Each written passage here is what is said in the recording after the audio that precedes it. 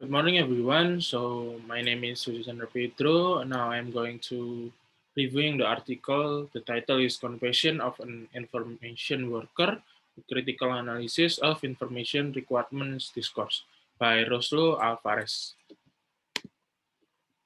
First slide is introduction. There is no dearth of information documenting the difficult challenges faced by organizations during information systems development. Researchers and practitioners alike searching out possible influences or causes of success and failure have discovered that an information system development project it is just much a social phenomenon as it is a technical one. Research reviews have found that information systems implementations are influenced by a wide variety of organizational and technological factors, such as top management supports, users' attitudes, and resistance toward change and relative advantage of the information system. Just to, just to name a few. According to Kwon and Smith, 1987. Next slide is critical discourse analysis. Critical discourse analysis uses sociolinguistic, according to Schifrin, 1994, methods to analyze interactional talk and text. Sociolinguistics assigns special significance to the structure of speech and text and provides methods for specifying the linguistic features of different types of discourse units and the way they are tied together into larger units of meaning. The critical component of CDA denotes concerns with crit- critiquing the manner in which the social is produced and sustained through language. This concern places an emphasis on identifying power relation and demystifying the processes that produce and reproduce these relations and eventually lead to significant social changes. Unlike sermons, political speech or educational discussion, the interview as a discourse genre is one where the subject is expected to confess. Confession is used, confession is used here in the Fauchaldian 1980, 1981, and 1991 sense where the confessional is a power relationship which operates through a wall. The individual verbalized thought, intention, troubles, desire, and whatever transgression that are otherwise difficult to tell. Next slide is information system development as a social practice.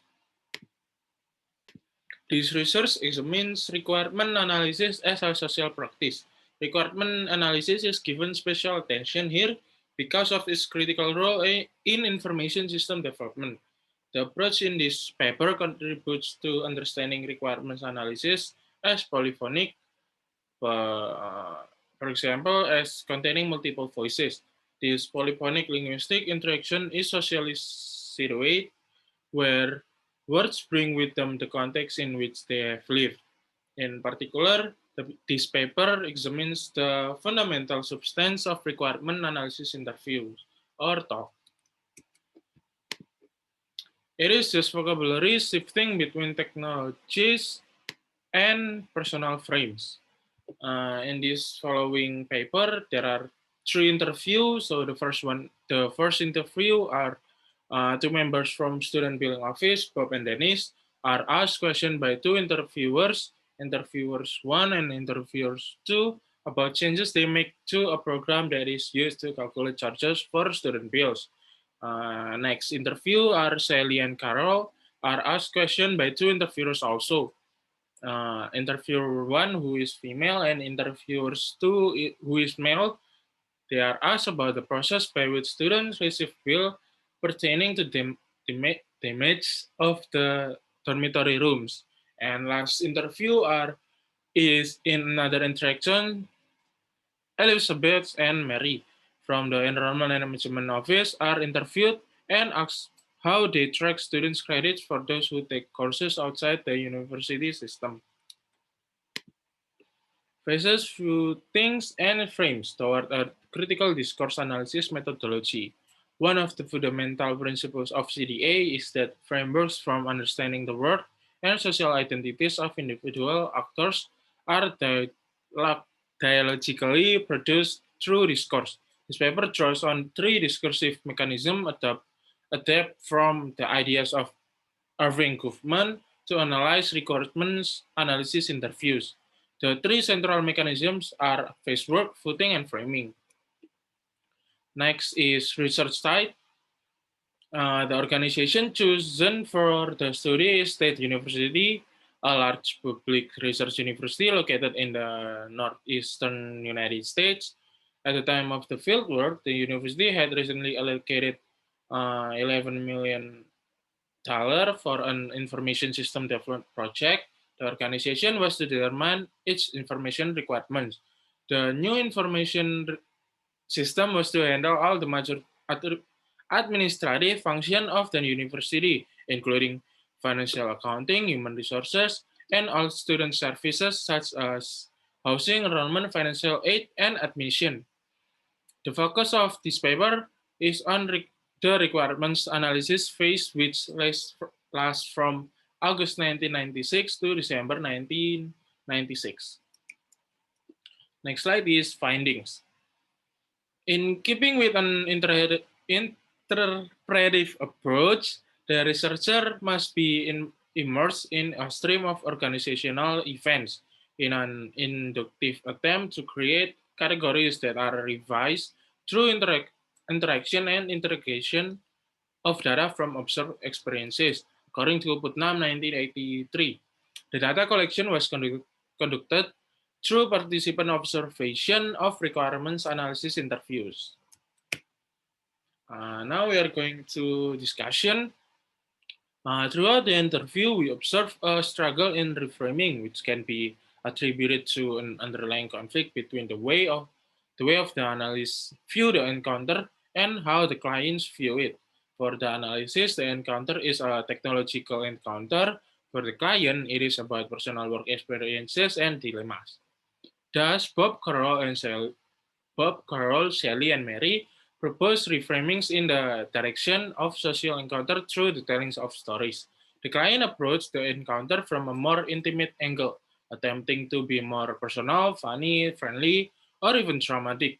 The analysis comes at it from a very professional stance, looking for brevity and directness. This conflict in frames is perhaps the result of the mismatched expectation about the topic of conversation, the manner in which that should be constructed, and what linguistic expression are appropriate. Carol's identity as a caring mother emerged, which allows her a certain amount of control over the possible topics of discussion. As a parent concerned about damaging cured by a child, as a woman who is concerned about permitting employees to celebrate Christmas, as a co-worker who does not pressure of her work staff. Mary's identity as a caring worker also emerged as she shift frames and narratives her experience with the information system. In reframing, the client's communicative styles change to providing more information and more involvement. They confess to their transgression with the information system. They tell of experiences in which their social identity emerged. The analyses are quick to resist the personal frame and contract by changing topics and shifting back to the technological context. However, the completing reforming role is able to regain control over her social identity as caring mother and signal the importance of the larger social context. However, the analysis shifts out the personal frame and in so doing, confine Carol and Mary to limiting an undimensional role of information worker and nothing else. The workers, primarily women in the examples, engage in skillful negotiation of identity and the competing demands that are brought about by that identity. As a professional information worker, they are required to be detached from emotional concern. As a caring woman, workers they are concerned about the well-being of their clients. Through talk, the identities that emerge index other aspects of work that are important and necessary for accomplishing work yet are almost overlooked to the to the extent that these skills are necessary. Worker skillful accomplishment of this can be recognized and rewarded rather than erased. Last slide is conclusion. This paper critically analyzed requirement analysis discourse by combining linguistic analysis with wider contextual knowledge to eliminate issues of identity, conflict, and power in interview interaction.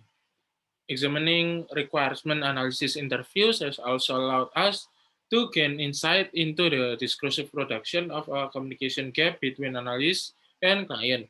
Perhaps more interestingly, beyond the gender-neutral communication gap, further research might examine how women and men differ in their communicative practice during requirement analysis interview. So thank you for your attention and good morning.